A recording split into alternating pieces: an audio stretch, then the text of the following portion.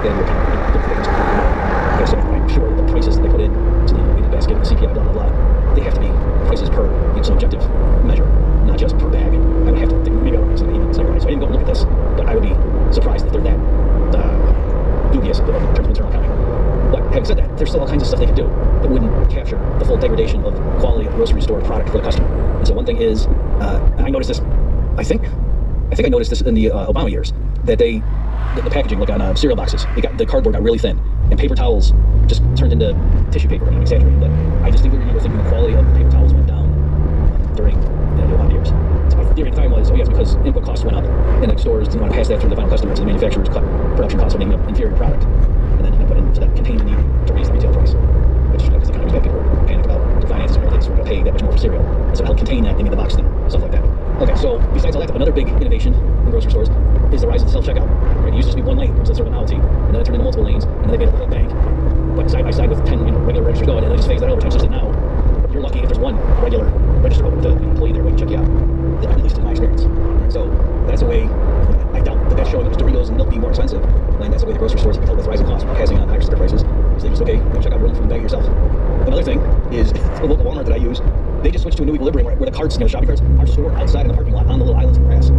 That's just not where the carts live and where you go to get your car. Just begin your shopping adventure. I'm exaggerating a little bit, but not much. I think there really is a difference in how that parking lot looks when I go to that Walmart compared to, I don't know, 3 years ago. Yeah, compared to 3 years ago. I think the change outside was even like a year ago, but I might be blending things together in my memory. Alright, so and there was one time where I pulled in that a whole row of the parking lot was inaccessible, not the right word, but there was a traffic jam because there was just a whole row of shopping carts that the customers naturally just started, like, the trend started where carts, they were outside of the little corral thing, and then somebody made a turn the corner, and so the carts were kind of just lined up where a car would normally be driving down the road looking for a spot, and there were 50 carts all lined up, and such that, like, the cars, instead of 2 cars being able to move through, only 1 car could. That's basically what happened. So it's called, the cars were having to wait, let I go, and then the next person was unable to. So it was just a huge traffic jam. Because that was the same Walmart, I guess they, well, it's not that they're not working, because I went in there, there's 2 kids just standing there, so I don't know why they didn't get the cards. But anyway, hey, I'm just reporting what I see, folks. I'm not claiming to have any special insight on how the economy works. Talk to my economics, I'm just here telling you my testimony as a Walmart shopper.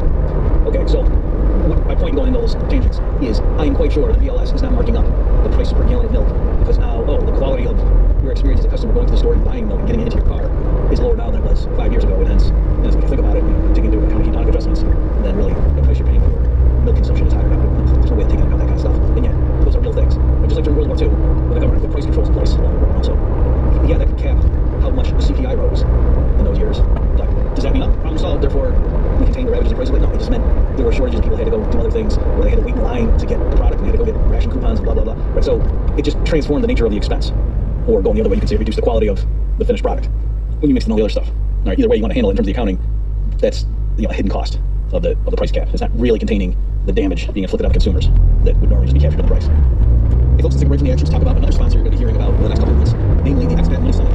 So the specific event is going to occur entirely online October 7th through 11th. It's put on by Mikkel Thorpe, who's host of the Expat Money Show, and he is a highly sought after expat consultant with over 2 decades of experience in the space. At this summit, you're going to learn why international diversification is a must. For those of you looking to preserve your liberty and wealth, you're going to learn everything you need to know about crafting your perfect plan B, including how to quickly acquire a second passport, diversify your finances offshore, invest in international real estate, and also get in-depth insights on geopolitics from world-renowned experts. Some of the headline speakers are going to include Ron Paul, Doug Casey, Scott Wharton, Tom Woods, Mark Faber, Tom Longo, and so forth. Also, I'm going to be participating in the VIP panels on dollarization or de-dollarization. So to get your complimentary ticket, just go right now to expatmoneysummit.com. That's EXPAT moneysummit.com to get your free ticket for this exciting event that's going to be entirely online October 7th through 11th. Okay, let's get back to the show. Okay, when pundits say, oh yeah, this is due to corporate greed, that's a goofy explanation. Yeah, you can say, why do companies raise prices? And you say, because they're greedy. Okay, that's fine. But I'm trying to understand why did food and home prices rise so rapidly in 2021 and especially 2022, and then the price hikes tapered off pretty soon as well. But why is that? And just say corporate greed. Okay, so what? The corporations all got greedier in 2022, but then they turned back to selflessness in 2023? I mean, come on. The line that I've been using for years, I thought I coined it, is to say blaming inflation on corporate greed or market power is like blaming a plane crash on gravity. Like, yeah, gravity's involved in the explanation, but you're trying to say, why did that plane crash? You can't say something is true if all the planes didn't crash also. It's not really getting you far in the explanation. So likewise, to understand, geez, how come companies jacked up prices so much during and after the lockdown, to just say, oh, because the companies are greedy. Yeah, that's okay. Now, what's a much better explanation, and here as referring to the article, is just black the quantity of money against the food at home price level. And it doesn't fit hand in glove. It's a decent fit, and it has the contours of after the COVID rate during the early 2020, the M2 measure of the money stock spikes up, like a huge jump, and then it continues rising rapidly. And then it peaks, and then tapers off, and it jump falls. And that's the food at home price index. The BLS puts out the level. That also trends up over time, and then there's a huge spike. It's not as aggressive at first, so there's a bit of a lag, but then it rises in a similar looking pattern as M2 did, and they both taper off.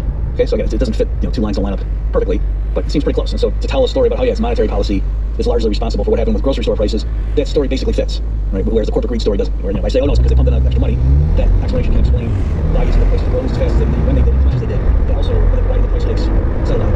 It's because that's exactly what happened when they stopped. So by the way, if you don't know that, what you actually do, if you look at M2, that actually peaked and then started jumping. That doesn't usually happen. Usually M2's always growing. It's just improvement grows faster, and then there's a recession that grows more slowly. He's going into a recession.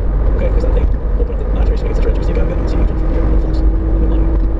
Okay, so the general pattern can tell a story about money that fits. And also, if you combine that with so the government, so the Fed bought a bunch of assets, pumped in reserves, and then M2 responded. If you couple that with the fact that people had to turn to grocery stores to get a lot of their food, people were eating out and stuff because there's lockdowns, and even after lockdown officially ended, that just permanently, I think, changed a lot of people's preferences, and people ended up developing their at-home food preparation abilities, well, in terms of the capital equipment and their own labor skills and supply chains, and figuring out, geez, I'm going to eat at home a lot. What do we got to do is stock this kitchen, that sort of thing.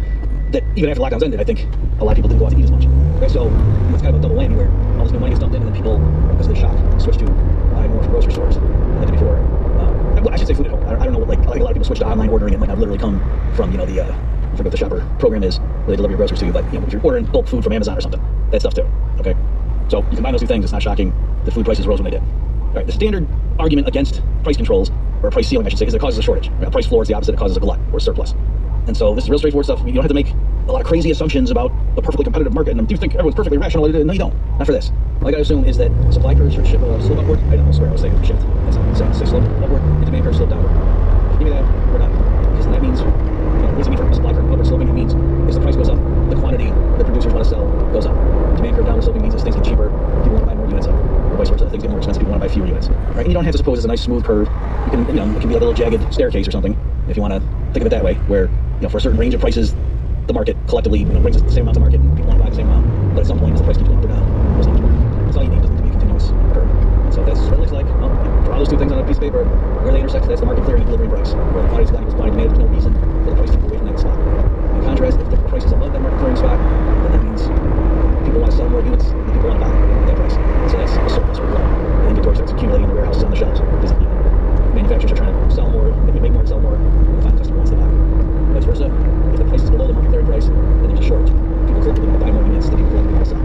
And so that leads to empty shelves. Right? And you can fancy with it and say, oh, there could be hypothetical, but just think about how I told you, it's not so reasonable to assume that in general, supply curves are upward sloping, again, possibly in staircase fashion, and demand curves are downward sloping, and so there's a point. Equilibrium is established. So the government comes in and says, no, that price is too high, push it lower, or else you go to jail, you're fined, you're just causing shortages. Right? Now, this is not some abstract theory with no real world examples. There are plenty of cases from around the world and throughout history where governments did a 1-2 punch. They first debase the currency, printing it up, electronically, issue base money. But back in the day, taking a coin and melting it down, and adding a base or metal, that's what the base comes from. Taking gold coins, circulating in the sovereign, taking no taxes, or just payment for whatever it is, rent of the king's land or something. And then coins were in possession, you would melt them down, add some metal that was base or the gold, and then you use that metal to restamp coins that look like the original. But each coin had less gold content. You have more coins, so you had same much gold, importing more coins. You can't spend that. What does that do to us? It's pushing prices. It can be lower than most coins. But then the king would be shocked.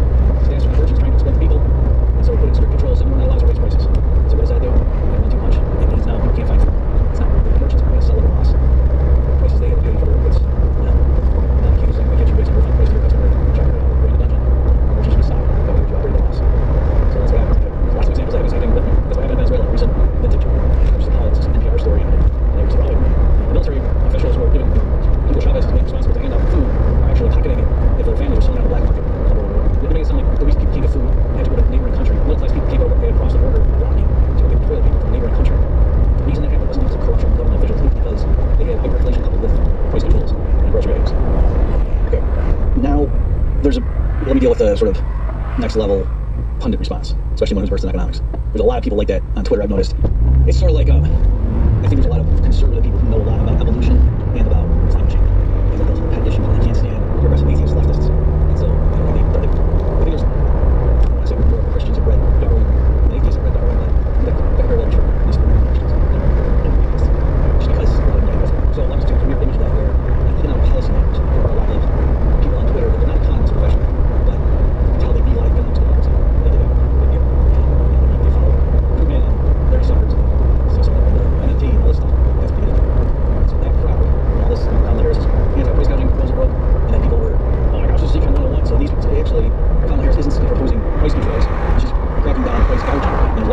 state's already against it, and all this does kind of federalize it. And so really, and also they'll say it's the grocery stores, they're enjoying record profits, and so this isn't.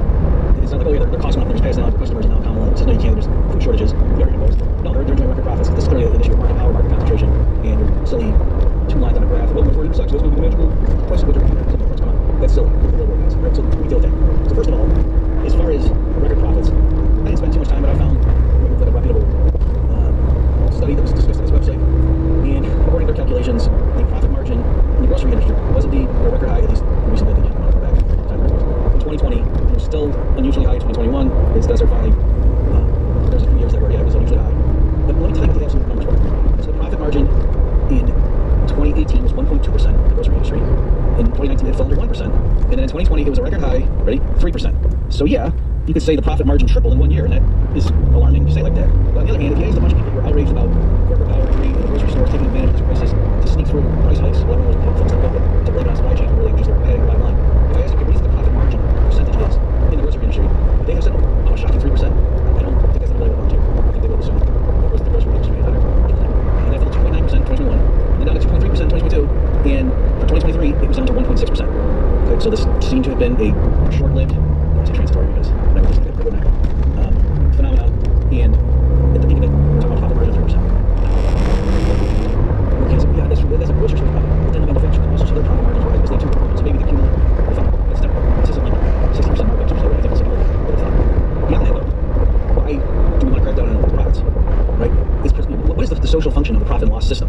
In a Misesian framework, it's that the people, the entrepreneurs who better forecast the future, who do a better job anticipating what the consumers will want, and correspondingly, which factor prices right now are wrong, right? That the entrepreneurs, in a sense, looking for bargains on inputs. They say, oh wait, if I bought all these separate things and put them together, and made good product or service and sell them, I think the markup that I would enjoy is higher than the cost of capital, is higher than any other sector, at least for comparable prices. So that's why that can change way. That's for sure. It must have been that everybody else didn't see that opportunity. Because they had systematic seeds already, and the prices sales efforts were really good at anticipating future output surge, or push those future prices down until the anticipated rate of return on that activity enterprise was comparable to other lines that carried comparable risk. Yeah, get as nitpicky as you want on this stuff, but I'm just making a general frame. Right, so that's what it is that profits do.